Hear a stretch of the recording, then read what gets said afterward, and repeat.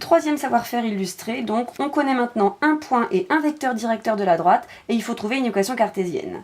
Donc petit schéma pour commencer comme d'habitude. Donc le point A, je le place, coordonnées 2, moins 3. Et je trace la droite. Alors vu que je connais le vecteur directeur, c'est pas dur, je pars de ce point-là. Et donc je fais un vecteur directeur de coordonnées 5, 1. Hop.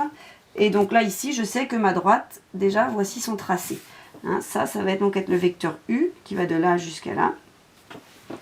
Voilà la droite D. Donc, on va utiliser la même technique que dans le savoir-faire petit a, c'est-à-dire qu'on va utiliser la collinarité entre un vecteur directeur de la droite et un vecteur, donc AM, où M est un point quelconque de la droite.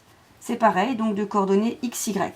Donc le vecteur U, coordonnées 5, 1, et le vecteur AM vont être également collinéaires.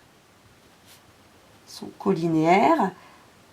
Donc U est ici, le point M il est n'importe où sur la droite, donc je le prends ici par exemple, et donc là on voit bien que le vecteur U et le vecteur AM sont deux vecteurs collinéaires. Donc coordonnées du vecteur AM, comme tout à l'heure, il faut faire donc XM, X moins XA, donc on ne se trompe pas de point, ici donc moins 2, et YM, Y moins 3, donc ça fait plus 3. Critère de collinarité qu'on a rappelé tout à l'heure, donc je dois écrire que 5 fois y plus 3, ici, moins 1 fois x moins 2 doit être égal à 0. Si les vecteurs sont collinéaires, on développe, on organise, 5y plus 15 moins x plus 2 égale à 0, et je mets les x d'abord, puis les y, et il me reste ensuite plus 17 égale à 0, et donc voici une équation cartésienne de la droite D de départ.